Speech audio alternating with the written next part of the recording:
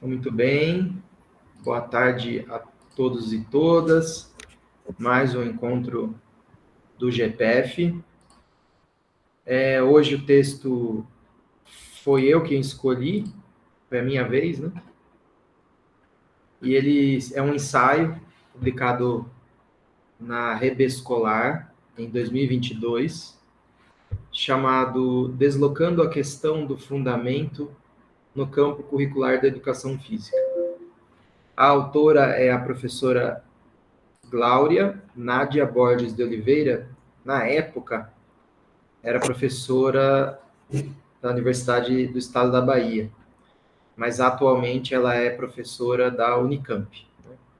Já passou no concurso, saiu lá da Bahia, está aqui em Campinas com o nosso querido professor Mário. O texto faz parte de um dossiê que também participo com um texto, junto com o Pedro e com o Cleito, onde a gente vai discutir um pouquinho o potencial de Foucault, Deleuze e Guattari para pensar a educação física. Na época eu já tinha dado uma olhada nesse texto da Glória, porque os textos circularam, né, entre nós antes da publicação, aquela etapa que você dá uma olhada, assim, está tudo certo, e vem os textos dos colegas vêm no bojo. Eu já tinha dado uma olhada, já tinha gostado bastante, mas dessa vez uma leitura mais atenta, né, permitiu dialogar melhor. E o tom de ensaio é interessante porque eu e a Glória temos percursos de formação numa temporalidade parecida, fizemos o doutorado mais simultaneamente, mais ou menos, né? Só que ela na FEUSP com o Marcos e eu pela Unicamp. Mas a gente discutia em várias disciplinas as mesmas questões. E uma dessas questões era justamente a questão do fundamento. Né? Como pensar um currículo pós-crítico em termos de fundamentos, pensando que a fundamentação teórica é uma marca da epistemologia moderna, é uma marca da ciência mais dura, né, das hard science, é uma marca de um modo de pensar antropocêntrico já bem questionado, né, nas ciências sociais, na filosofia. Então, ela chega em uma resposta muito parecida com a que eu vou elaborar na minha tese, por outras vias, né?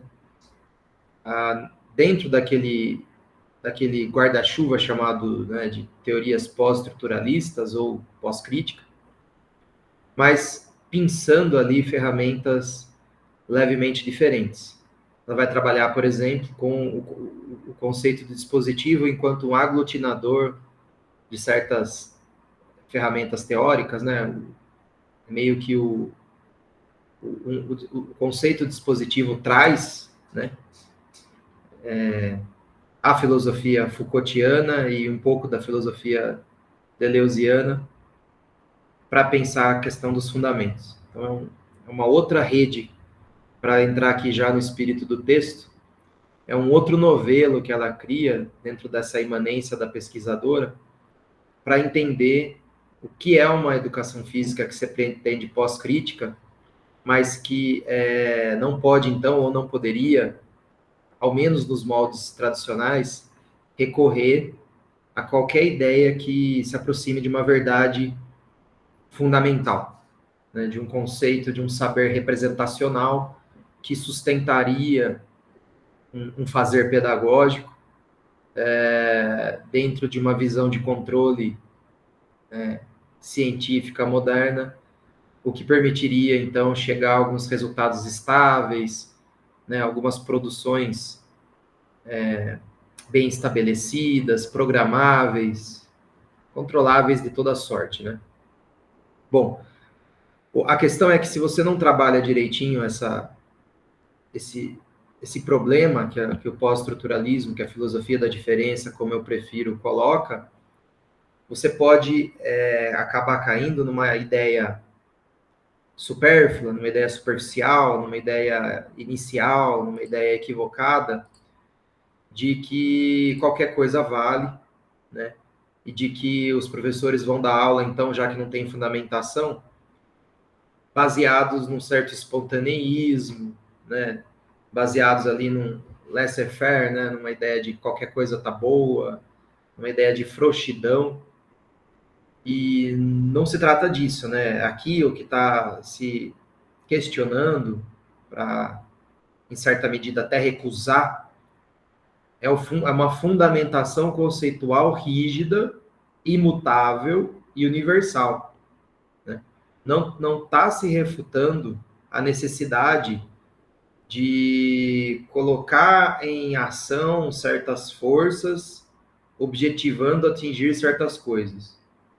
É que parte do pressuposto que isso se dá sempre num contexto que é imanente, ou seja, naquele momento, daquela forma, com aquele objetivo, e que nunca há pleno controle disso, né, dada a singularidade dos encontros das forças, dos resultados que são sempre impossíveis de serem previstos, quando as relações de poder, né, engendram, mediante a cultura, mediante agenciamento, mediante, como dependendo do viés que quiser pensar, esses acontecimentos, né, ou seja, essa sucessão de encontros de forças.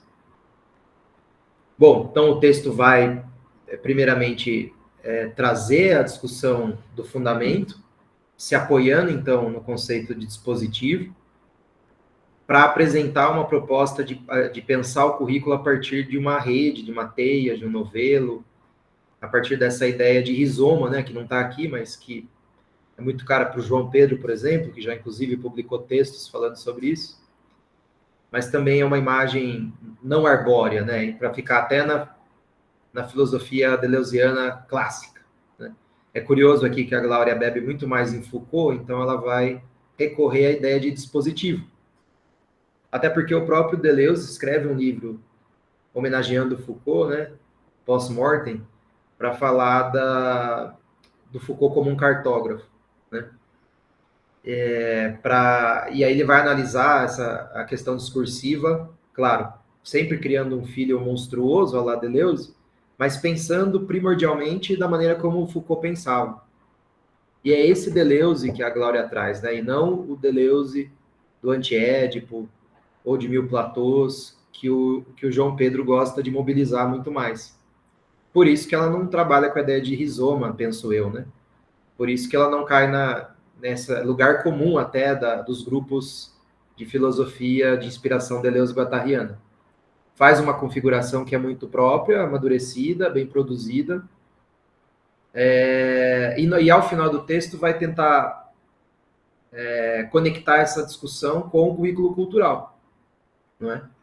Entendendo o currículo cultural como uma força de produção imanente, em que o seu próprio maquinário discursivo impede a estabilização eterna, né, ad eternum, da sua fundamentação.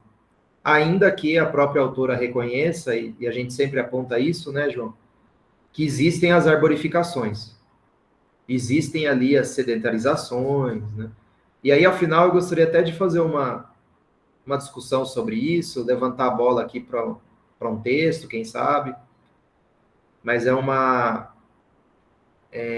acho que talvez um momento que eu esteja passando com o currículo cultural no que diz respeito a esse questionamento do fundamento.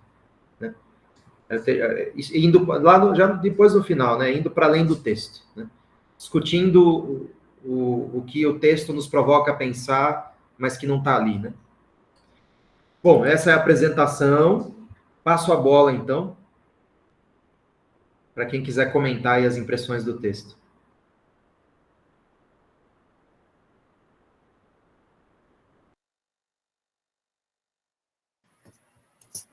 Posso começar então? Estão me ouvindo? Estamos sim. Bom, eu nunca tinha lido, por mais que já conhecesse ela, a Glória, e ela sempre estivesse nos encontros que eu estive, alguns, né? Eu nunca tinha lido nada que ela tinha produzido. Então, quando eu li, eu gostei bastante da escrita, de como ela leva, né, a pesquisa dela, o trabalho dela, eu gostei bastante quanto a isso, né? Como ela se posicionou ali no texto todo. Porém, eu tentei, assim, ler de uma maneira sem, sem criar já o que eu tenho em mente, que uma vez eu acho que eu comentei com o João sobre isso, que ela também traz no texto, né? Até que ponto o currículo cultural não deixa de ser, assim, igual todos os outros, né? Que não entra ali naquela caixinha ou naquela gaveta igual todos os outros também de alguma maneira entram, né? Ela se posiciona, eu até ali no texto dela eu entendi como ela vê tudo isso, porém eu precisaria ler mais sobre, né? Vocês que estão no currículo podem, podem dizer mais sobre até, que eu ainda acho que por mais que entre como um currículo rompendo, assim como em todos os momentos históricos, assim como ela diz, né, epistemológicos, todos os momentos teve um currículo que de alguma maneira atendeu à necessidade daquela época, será que o currículo cultural necessariamente também não esteja nessa linha?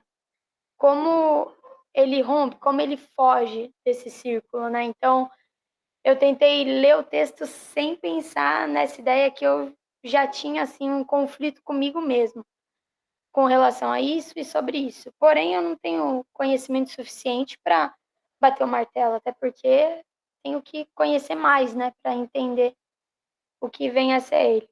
Porém, eu gostei bastante, ela usa, igual o Rubens falou, de Foucault, gostei muito quando ela traz o dispositivo, quando ela traz essa relação, né, ali quando ela fala o dispositivo de Foucault, o que é dito e o não dito. Então, por si só, o dito e o não dito que constrói uma rede. Eu gostei bastante dessa relação que ela fez na escrita. Os próprios questionamentos que ela traz, né? Tanto para ela mesma, eu gostei muito disso. O tempo todo ela deixando claro que ela está desvendando isso, ela está tentando ver por essa linha. E gostei bastante, exatamente por isso, por ser exatamente o questionamento, ela ali aborda, dá o ponto de vista dela, até porque ela faz parte do grupo, assim como vocês dois, mas eu finalizei a leitura tentando entender se ela fala, né, o currículo cultural é uma rede, mas no rizoma, mas será que não necessariamente em algum momento ele caia nessa gaveta ou nessa única linha, deixando de ser uma rede? Que é o que eu venho pensando e até trazendo para a experiência que agora eu estou tendo, que na verdade completou um mês agora, é o documento que eles oferecem para os professores. Claro que é o mínimo de professores que vão acessar esses documentos, né? Que agora sim eu estou com educação física, eu tenho um documento, até gostaria de perguntar, não sei se vocês sabem, se foi o Neira que auxiliou no processo de construção dessas atividades que são propostas para os professores, porque está vindo numa linha bem diferente do que realmente a educação física é abordada nas escolas, né? E me assusta bastante porque quando eu chego numa sala dando a proposta, por exemplo, uma das salas era esportes de aventura, trouxe isso, a primeira coisa que me vem é, ué, a gente vai ficar em sala, que é o que a gente sempre ouve, né? Ah, mas você não vai dar futebol? Tá, mas 5 de 40 joga futebol, o resto fica sentado? Esse professor de antes estava fazendo isso? Estava fazendo isso. Falei, nossa, com o conteúdo que é oferecido para o professor, onde o professor tem lá como ele executar, tem até exemplos de atividade que ele pode dar na aula, né? E é o grande conflito, assim, que gera. E claro que, por exemplo, eu suspeito que tenha alguma coisa aí do currículo cultural nesse documento que é sugerido para os professores, porque realmente está na linha que eu gosto, está na linha que eu venho estudando, mas exatamente até que ponto, né? Até que ponto não vai impor uma verdade? Será que é como nós desenvolvemos? É como é oferecido? Não sei, eu ainda tô nesse conflito, ainda mais que agora tô na prática, então tô aí. Legal vai ser, Monique, você agora tentar fazer as conexões entre as discussões com aquilo que você vive. E aí, essa é a radicalidade da imanência, sabe? A gente acaba discutindo, às vezes, conceitos como se tentássemos nos aproximar e chegar no fundamento, né? Mas talvez seja mais interessante discutir como num repente, assim, como numa composição de rap, né? Onde um fala, depois o outro vem. E aí é mais uma troca, né? É mais uma provocações, né? E aí você vai tecendo a sua própria rede, né? E a imanência radical desse processo se modifica a partir do momento em que você está lá na escola, né? Então, por mais que o conceito tenha um poder de estruturar a ação bem interessante, né? Senão a gente não ficava tanto tempo lendo e discutindo, não precisava fazer isso.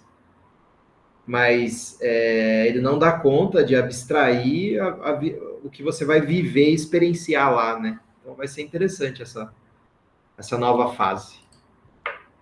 Mas perceba que eu não vou entrar nas suas questões, por quê? Porque você que tem que encontrar as suas respostas dentro da sua imanência, né?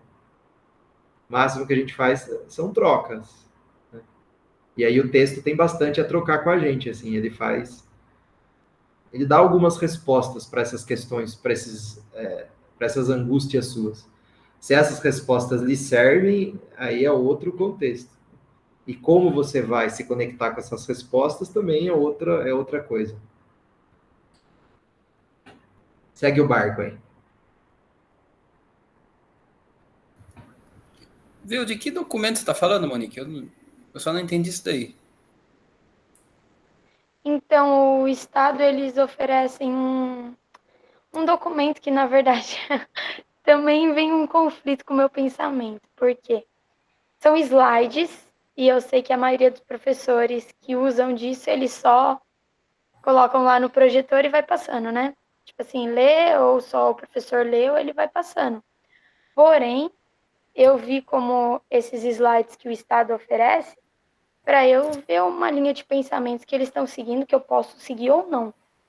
Só que, além de tudo isso, quando a gente vai registrar cada aula na plataforma do Estado, tem o tema de cada aula. Então, independente de como você vai fazer, quando você vai fazer o registro diário, ele tem o tema que você teve que trabalhar naquela aula, que está segundo a BNCC e segundo o currículo paulista. Então, por exemplo, cada aula tem um slide, que é esse documento que eu falei. E, por exemplo, o específico da educação física, ele traz mais de 3 exemplos de atividade para cada aula. Desde, assim, descritivo o que o professor precisa fazer e não para executar aquela atividade. Assim como a parte teórica também é abordada ali naqueles slides. Então, todas as disciplinas, eles oferecem isso. E isso está relacionado com, igual eu falei, o registro de aula. Até então, quando você faz o registro de aula e finaliza esse registro, eles liberam numa outra plataforma, que daí é para os alunos, diversas questões online para os alunos responderem, relacionado com aquele tema de aula. Que daí é curioso, porque, por exemplo, se o professor sinalizou aquela aula como dada, gerou as perguntas e ele não deu realmente aquela aula, quando o aluno for acessar essa plataforma para responder as perguntas, não vai estar de acordo com o que ele fez, entendeu? Por isso que me preocupa, porque tá bem quadrado, até um ponto que tá quadrado e não, mas como que tá nesse movimento, sabe? Porque se eu registro a aula, aquela aula foi dada, aquelas perguntas são lançadas. Mas e se o professor não decide não lá? Porque eu, por exemplo, cada aula toma um caminho. Eu tenho 4 oitavos, cada oitavo toma um caminho. Claro, só que eu tenho que sempre voltar no tema da aula. Mas essas plataformas que o Estado está possibilitando tudo online. Até então eu tenho 3 aulas na semana que são online, porém nenhum aluno teve acesso ainda. É do 8º ano, então eu ia comentar que essa era uma nova dinâmica que eu sabia do novo ensino médio, né? Mas no 8º ano eu não sabia também, relacionado ao Estado. Na verdade, até no infantil eles já colocam. Fundi 1 e Fundi 2 já está nessa plataforma. Até no caso, por exemplo, com o primeiro ano, eu tô no município. Mas eu tô vendo o que o Estado está oferecendo, porque lá eles também possibilitam esses slides, esse conteúdo. Entendi. Esse é o exemplo do regime de forças, né, que o texto fala. Oi? As forças, são exemplos, né, materializações das forças que o texto fala. Então, o currículo é essa rede de forças aí. A sua didática, a sua docência, ela é só mais uma força.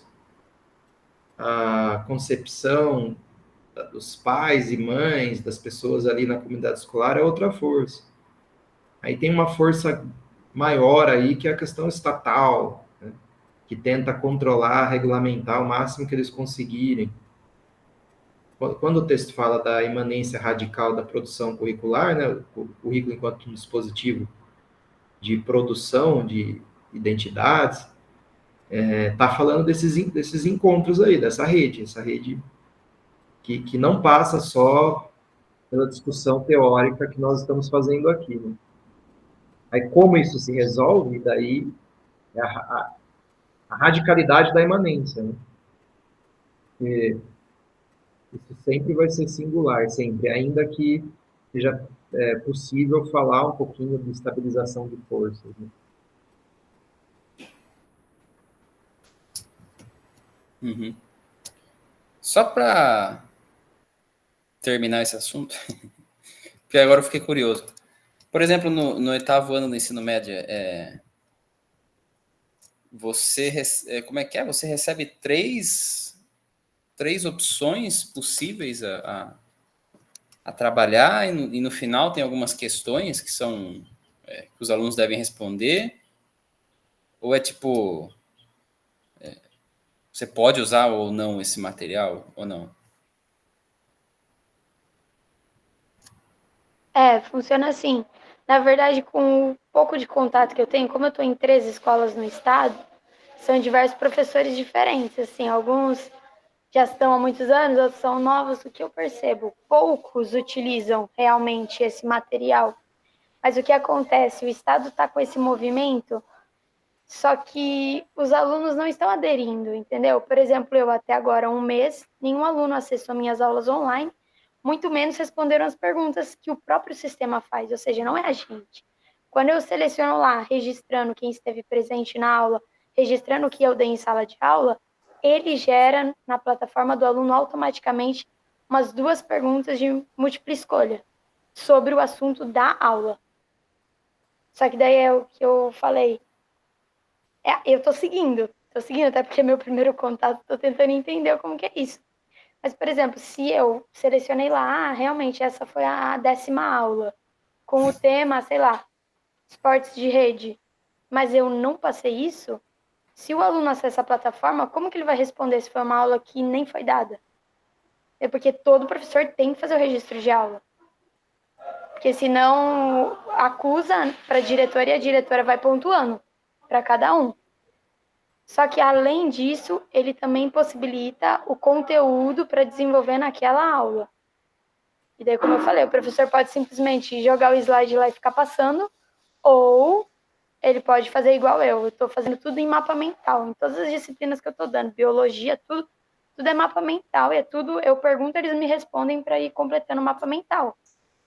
E eu posso fazer assim, mas eu estou indo com base nos slides. Eu não estou apresentando os slides, mas eu estou indo com base no que o slide está me oferecendo.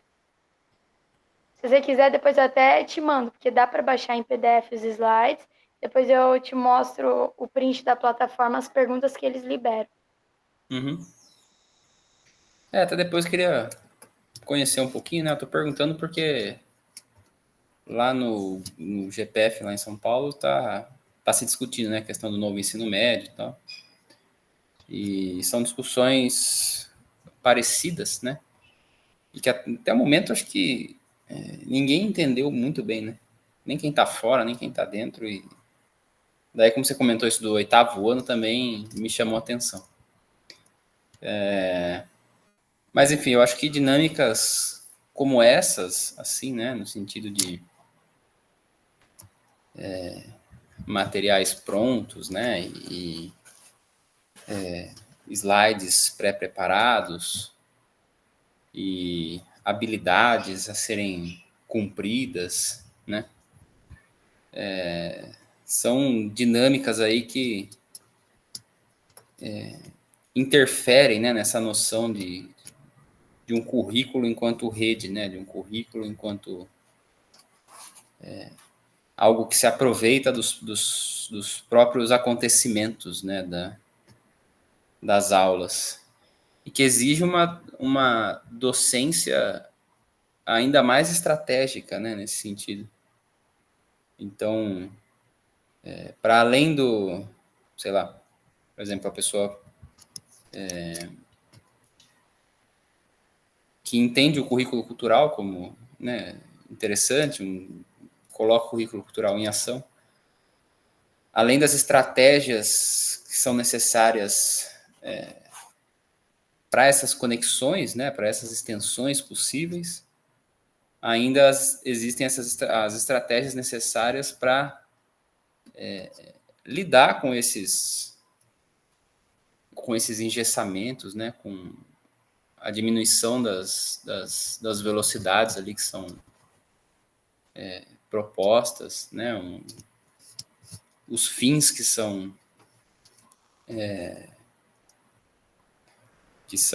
delimitados, né, com a questão das habilidades, a questão do que se deve aprender ou do que se deve fazer, né. Mas, enfim, só articulações com o que o texto traz aqui enquanto discussão teórica, né. Eu estava anotando aqui em outra página, esqueci minha folhinha aqui, meu caderno, vou de anotar, prefiro anotar na mão. Eu ia falar, o Rubão, que em questão do grupo, de data do grupo e tal, talvez seja possível a gente colocar no grupo lá do GPF, né? Se alguém tem interesse em algum outro dia, de repente elencar alguns outros horários. De repente, se for interessante para o pessoal, a gente pode considerar, né?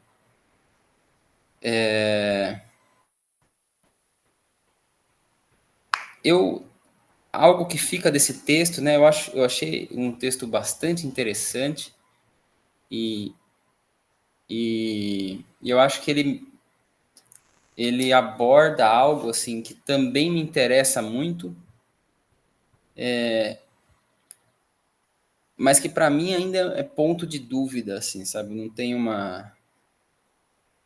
não que outras coisas eu não tenha dúvida, assim, mas isso ainda são elucubrações, assim, que eu faço e não sei exatamente como, como falar ou sobre como me posicionar, né?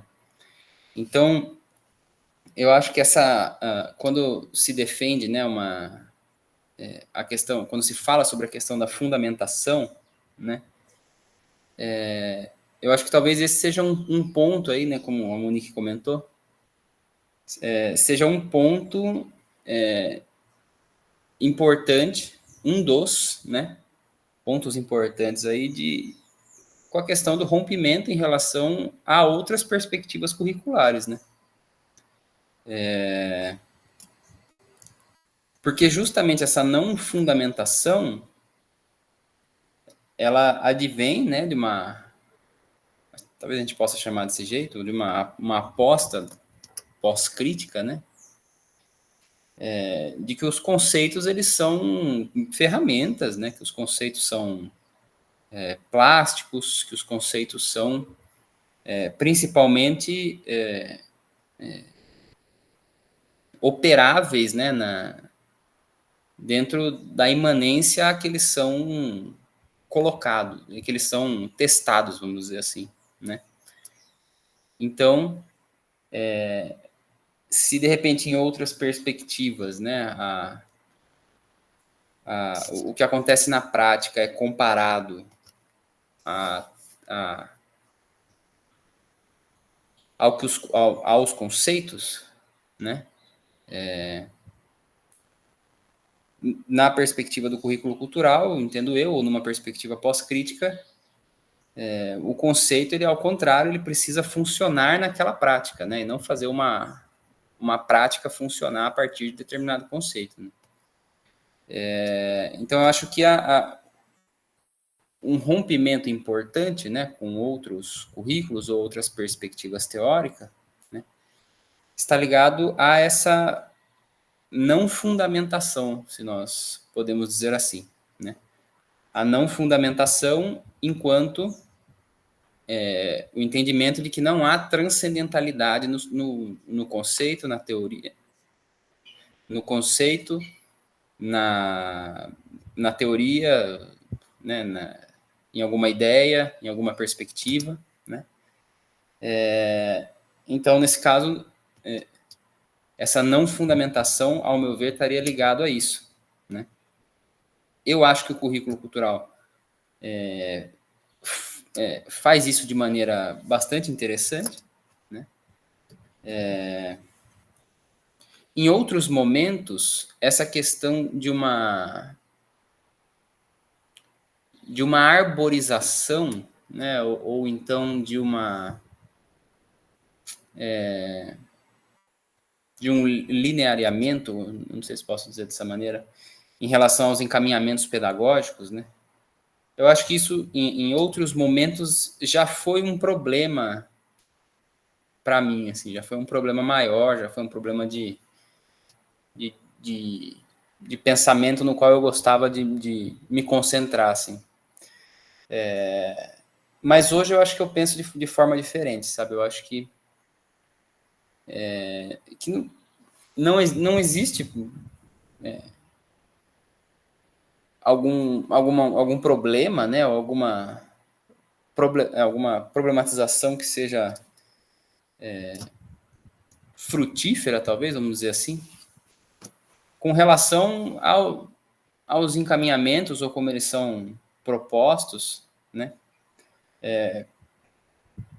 Porque eu não sei se nós conseguimos encontrar, assim, de fato, uma cristalização disso, né? Então, de qualquer forma, as aulas... e também nenhuma defesa do que se deve fazer ou aonde se deve chegar especificamente, né? Eu acho que as aulas, elas sempre rompem com uma... aliás, né? Não sempre rompem, mas elas estão sempre exercendo essa relação entre algo que nunca foi feito, algo novo, e algo que se possa se fundamentar de alguma... talvez fundamental não seja a melhor palavra, mas que se possa apoiar, ou que se possa ter como exemplo, ou que se possa achar interessante se fazer de novo, né?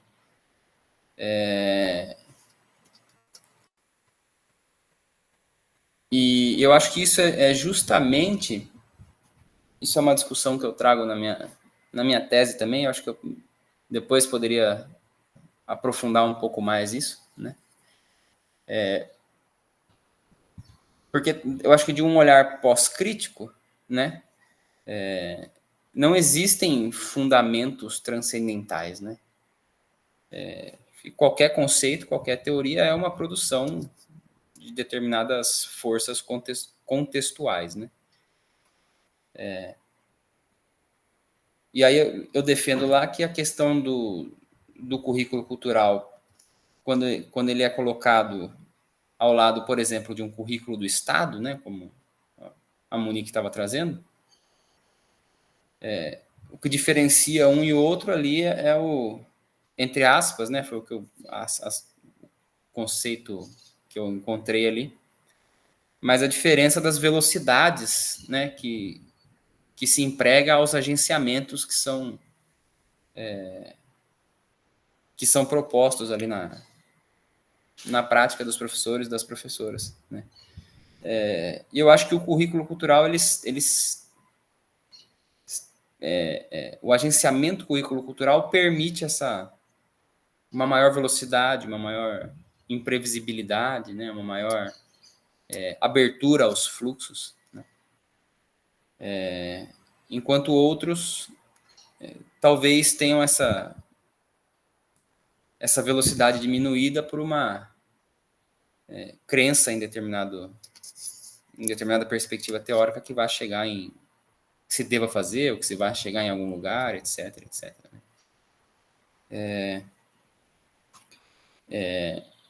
Então, eu, nesse sentido, eu concordo com o texto, eu acho ele bastante profícuo nesse sentido, e pretendo voltar nele. Eu acho que eu vou voltar ainda várias vezes, até para escrever novas coisas, porque eu acho que ele permite conversas bastante interessantes. Assim. Eu estou tentando fazer um exercício de fala mais menos conduzido pelo que eu escrevo, mas eu sinto que às vezes eu me perco um pouco. Assim, o que vocês acharam aí? Faz sentido? Ou não faz sentido? Então, para mim fez sim. Eu só não consegui, no começo você falou que você tinha uma...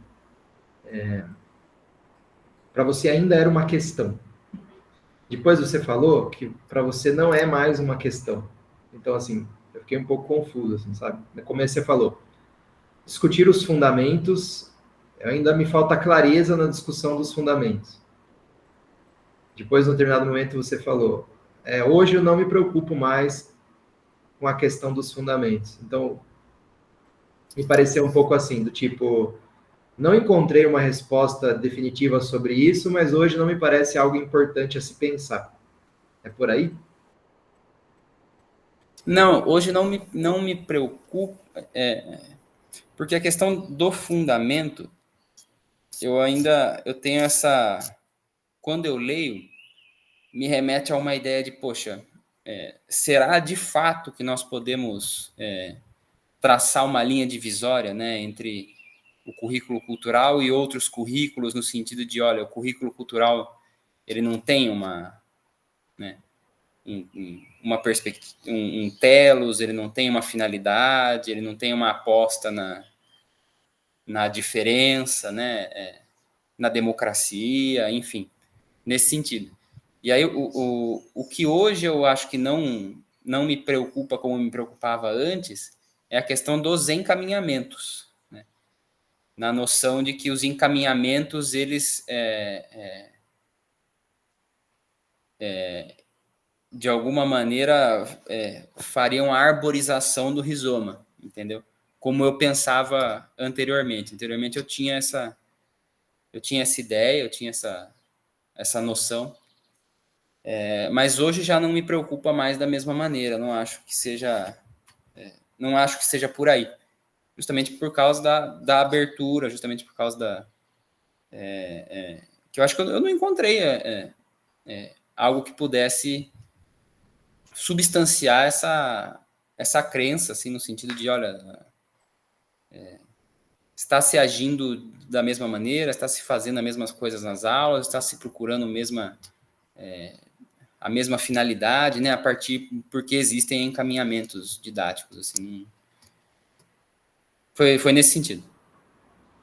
Sabe que essa discussão eu já venho por outras vias, a partir de outros conceitos, para discutir outros exemplos, mas de qualquer forma ela volta assim na minha trajetória no GPF desde sempre.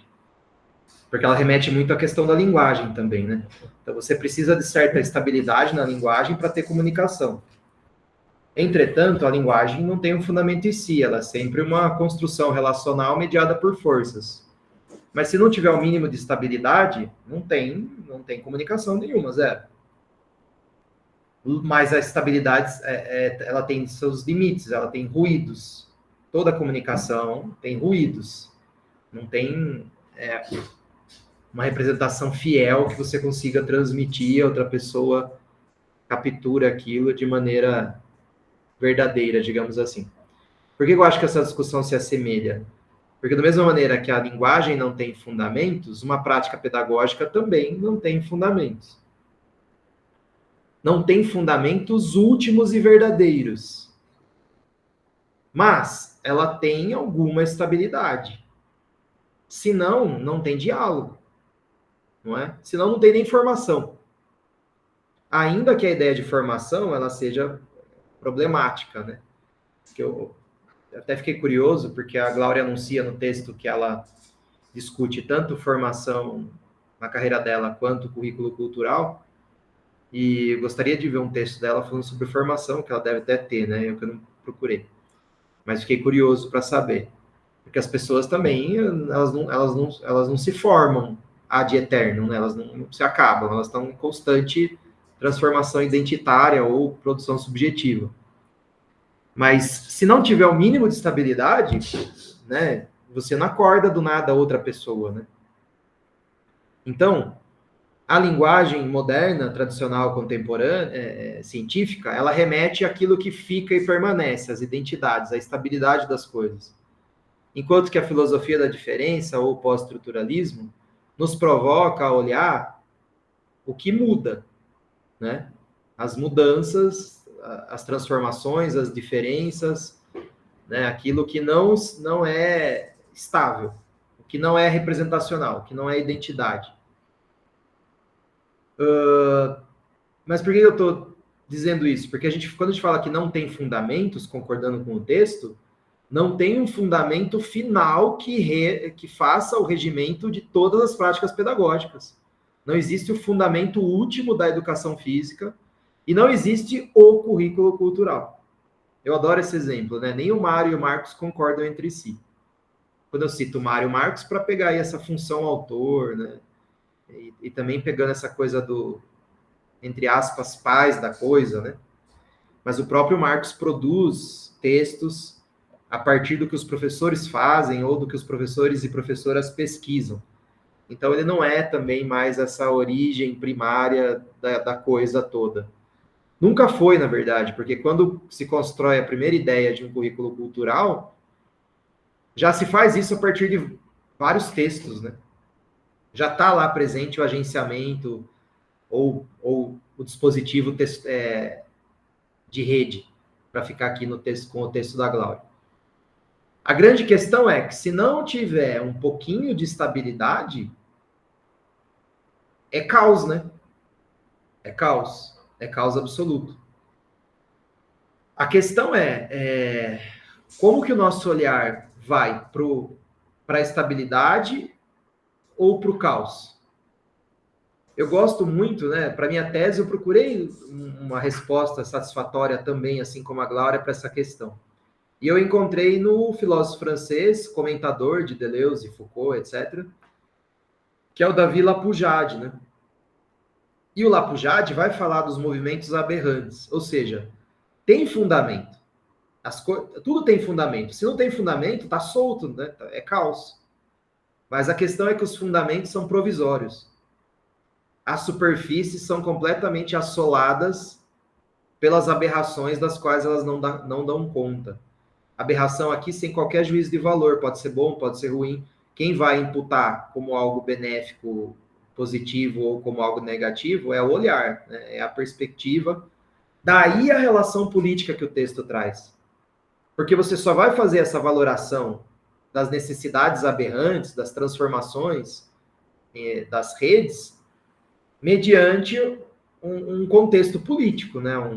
Uma agência coletiva, diante das demandas daquele momento, daqueles alunos e alunas, daquela escola, daquele estado, daquela cidade, daquele país, né? É esse olhar para todas as forças. E aí, ok, né? Que tipo de coisa eu quero produzir politicamente? Que tipo de forças eu quero liberar? Quais acontecimentos eu quero suscitar mediante o meu engajamento docente, né? Eu sou pedagogo para quê? Que maquinário pedagógico eu quero colocar para rodar, né? Que tipo de desejo eu quero produzir, né? Que relações de força eu quero engendrar, né? Ou subverter, ou resistir, né? Que enunciados eu quero que circulem, ou quais que eu quero invisibilizar. Por isso que é um ethos político, né? Por isso que é uma agência política. Mas é sempre, se não há um fundamento único e final, mas há fundamento. E aí, aquilo que eu queria falar, né, lá no começo, porque durante um certo tempo me incomodava. Quando eu comecei a entender essa questão a partir de lá para o JAD, eu comecei a olhar demais para as estabilidades do currículo cultural, não é? E convenhamos, assim, né, dentro de um certo olhar, o texto da Glória no final mostra algumas transformações. A autora diz assim, ó, não quero aqui fazer uma cartografia rigorosa das movimentações conceituais dessa rede, ok? Mas ela apresenta ali algumas movimentações importantes, né? Algumas mudanças nos termos, nos conceitos e tal. Legal. Para 20 anos de currículo, não se transformou muito, não. Se começou em 2004, nós estamos em 2024, é 20 anos de um trem, já que eu estou em Minas, né? Agora eu uso a palavra trem, de um trem que é meio parecido. Se você ler lá o livro de 2006, em termos de procedimentos didáticos, já está lá o que é para ser. Ah, não, mas conceitualmente avançou para caralho, abriu, com certeza. Porque as próprias bases no quais o currículo cultural se assentou são bases móveis, né? Elas propulsionam mudança. Se você ler com o mínimo de rigor, assim, aonde o texto se fundamentou, é um fundamento que fala assim, me traia. Me traia, porque se você tentar me copiar, você está incorrendo numa fantasia epistemológica, numa inocência filosófica. Ok, então tem essa propulsão, mas eu quero dizer assim, não tem tanto assim quanto você poderia imaginar. E aí isso me incomodava. Durante o período do doutorado, no começo, me incomodava. Quando foi que eu comecei a perceber que há uma necessidade de repetição para a produção da diferença? Quando eu percebi que os grupos de outras disciplinas, de outros componentes, que se propõem a trabalhar com a filosofia da diferença, eles não conseguem fazer circular os enunciados produzidos ali, cientificamente, filosoficamente, nas discussões. É assim, você vê aquele texto brilhante, citado 20 vezes. Qual que é a estratégia do GPF? Alguns enunciados, não diria que é um grande enunciado, mas são alguns enunciados que circulam repetidamente em vários textos. Veja, eu não estou falando aqui de autoplágio ou de... Não. São outros recortes, são outros desenhos metodológicos, são outras pessoas produzindo os textos, né? Mas certos enunciados, daria um belo trabalho Foucaultiano, né? Pensar essa... O Clayton fez um pouco isso, mas eu acho que dá para fazer mais, né? O arquivo já é muito maior do que o Clayton deu conta ali no doutorado dele, porque é muita produção, é muita gente.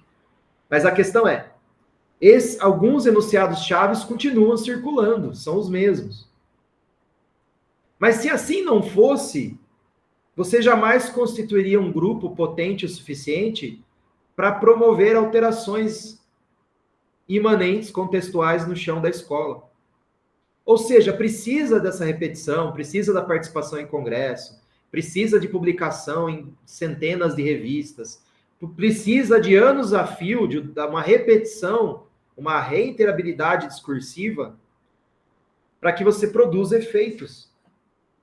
Enquanto que outros grupos que partem da filosofia da diferença, a cada novo texto, eles querem propor uma nova didática, ou uma nova problemática, ou um novo questionamento filosófico. E aí não dá conta, professora do chão da escola, não dá conta de acompanhar. Pô, entender lá o livro de 2009 e aplicar o currículo cultural já é um baita desafio, mesmo nos seus moldes mais simples e mais estabilizados, né? Entendendo ali quase que uma sequência didática, coisas que nós já sabemos, que já foi contestado no seio do grupo, mas até aquela coisa básica, que é muito que é trabalhado nas extensões que o Marcos promove. Então, meio que é um modelo ali, olha, temos um modelo, temos uma liturgia, temos um passo a passo. Pô, mas lá atrás, não está dizendo que não existe o passo a passo? Não é que não existe, existe, é necessário para produzir certas coisas. mas não é um passo a passo entendido enquanto uma doutrina religiosa. Não é o passo a passo dogmático. Essa é a diferença. É o melhor passo a passo que nós já produzimos até aqui e nós continuaremos a defendê-los até que apareça algo melhor. Se é que vai surgir do nada algo inteiramente melhor. Se é que também não é um processo de construção, né? Onde vai se abandonando certos pedacinhos do fundamento em nome de colocar ali mais alguns tijolinhos de outro fundamento, né? Acho que é um pouco essa questão aí, passo para vocês, falei demais aqui. Temos tempo ainda.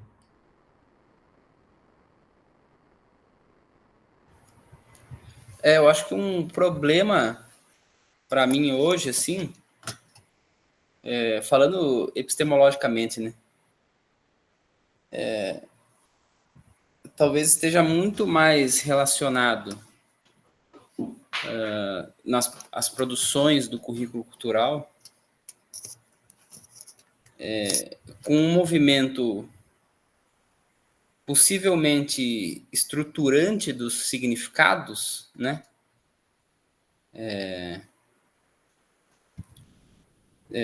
Do que uma certa preocupação assim em relação à questão de uma arborização ou de um endurecimento aí de um currículo rede, sabe?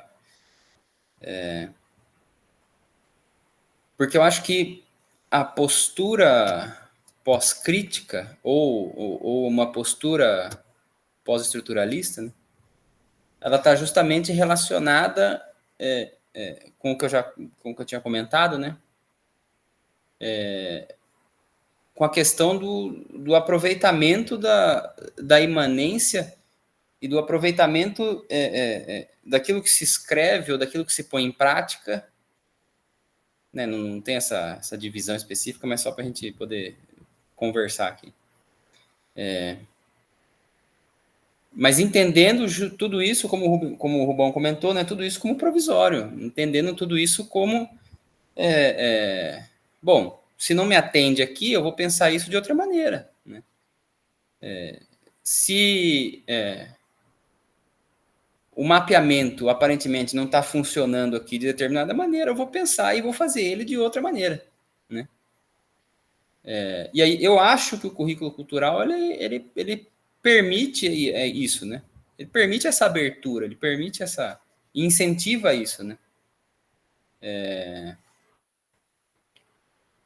Para mim, epistemologicamente, é muito mais preocupante quando nós nos posicionamos enquanto pós-estruturalistas ou pós-críticos, né? E estamos insistentemente tentando explicar determinado conceito, né? Então, estamos, ao invés de operar com isso, tratar isso como uma ferramenta, como uma criação, como uma inventariação, estamos mais preocupados em explicar, em delimitar, né, em trazer o contexto histórico de criação, né?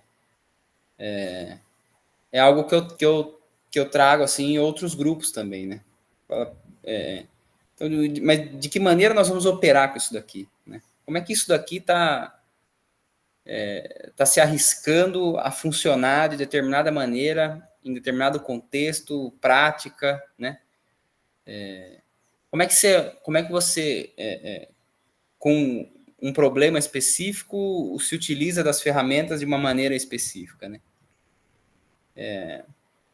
E não a partir de uma estrutura do significante, do que ele seria, ou de um fundamento já elaborado, né? Eu acho que esse, para mim, é um ponto de preocupação, e eu acho que nós, por isso que eu gosto tanto daquele texto da semana passada, do Clayton, né? Porque eu acho ele um exemplo muito interessante de como pegar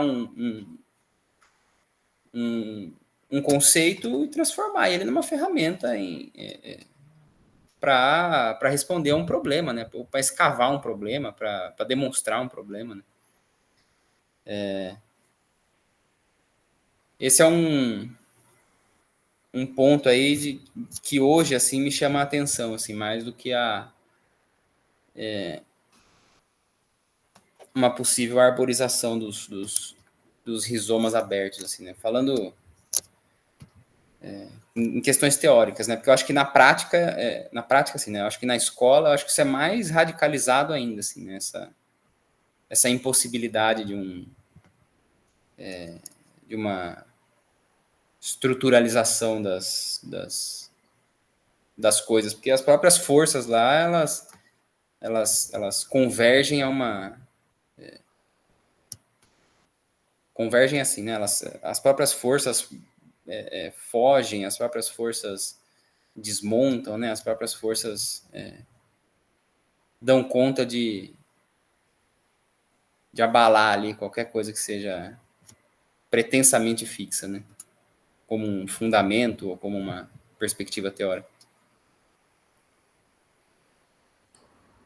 Dependendo da sua perspectiva, né? Eu não discordo de você, mas é só uma pegadinha que eu me faço com muita frequência. É separar de maneira muito estratificada a atividade da escrita do chão da escola, mas acho que não dá para esquecer que quando a gente olha para a escola, a gente também está usando uma lente, né? Que talvez fique mais evidente na produção da escrita, por causa do nosso viés de trabalho, mas às vezes, ao olhar para a realidade, a gente acaba sendo traído pela nossa formação ocidental representacional. E passa a entender o que a gente está vendo, a maneira como a gente está vendo, como real. Né? E não é. É o real para mim, naquele momento, naquele instante, daquela forma. A partir das coisas que eu acredito, das coisas que eu li, das experiências prévias, da minha subjetividade, do meu filtro. Mas, assim, muitas pessoas vão discursar diferente, vão dizer que a realidade não é toda essa loucura caótica, que existem, né? Enfim, uma outra maneira de olhar para a prática, né? Não sei se eu me fiz entender. E aí, uma última coisa que eu queria comentar, a Glória faz um conclame aqui, né? A abandonar efetivamente a noção de fundamento. Eu não sei se é possível abandonar a noção de fundamento, exceto se fundamento aqui for compreendido como essa verdade transcendente, universal, final. Né? Nesse caso, sim. Mas eu acho que a gente não tem como trabalhar sem entender que alguma coisa está me impulsionando. Né? A força se projeta a partir de algo. Seja o currículo do Estado, seja as condições materiais. A gente chama tudo isso de força. Mas alguma coisa está ali proporcionando o espaço do encontro das forças, né? Que é imanente. Então, talvez aqui a gente possa falar na ideia de fundamento. Eu gosto desse movimento que Deleuze e Guattari fazem, né? Fundamento menor e fundamento maior, né? Como é possível pensar numa ciência menor e uma ciência maior? Como é possível pensar numa teleologia menor e uma teleologia maior? E aí a gente está negando o uso desse fundamento na sua concepção mais rígida, na sua concepção maior, na sua concepção clássica da modernidade. Mas não negar que hajam fundamentos, porque senão fica difícil dizer que existe uma intencionalidade. Bom, se eu tenho uma intenção, eu estou fundamentado em algo para atingir essa intenção, né? Caso contrário,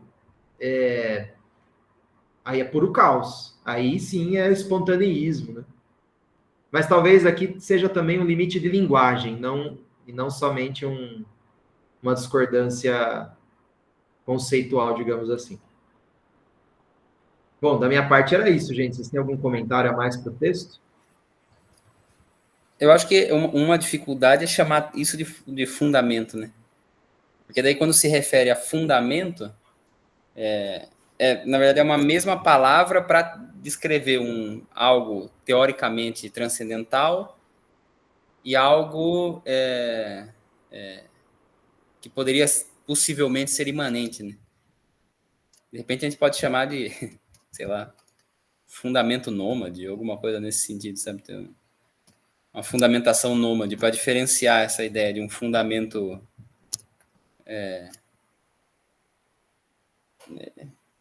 sei lá, fundamento do qual nós que delimita a realidade, né? E um fundamento no qual a gente se apoia para estender aquilo que nós achamos mais interessante, que achamos possível, né? Que achamos que mereça uma problematização.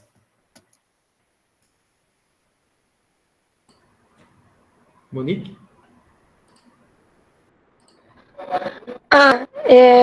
Gostei dessa linha que foi realmente pontuando as perguntas que continuam aqui, né? E que bom que elas continuam. E acho que foi na fala que você estava tendo, Rubens, com relação da teoria e prática, tem uma parte que a Glória fala, né? Que não é o olhar o professor para a escola, e sim com eles. E, por exemplo, quando eu me vejo lá, é exatamente isso, né? Por mais que eu esteja seguindo ali um tema de aula, quando eu tô ali com eles, cada oitavo segue uma coisa, cada nono segue uma coisa, e nessa rede, cada um tem uma linha completamente diferente, que a hora que eu saio, eu falo, nossa, tava no mesmo oitavo, a única coisa era que um é completamente diferente, exatamente pelas experiências que cada um que tá ali em sala traz, né? Então, é bem interessante pensar nessa linha, como também, depois dos questionamentos do João sobre as plataformas do Estado, já estou pensando se meu novo projeto não deve ser com relação a essa prática dos conteúdos que eles abordam para cada professor e como é, na real, tudo isso. Né? Muito bem, gente. Deu o nosso horário aqui. Acho que foi um bom texto, rendeu uma boa discussão. O João já encaminhou o texto novo. Em breve eu coloco no grupo lá para a gente debater. Bom descanso para vocês aí, bom trabalho, bom término. Um abraço. Valeu. Tchau, tchau.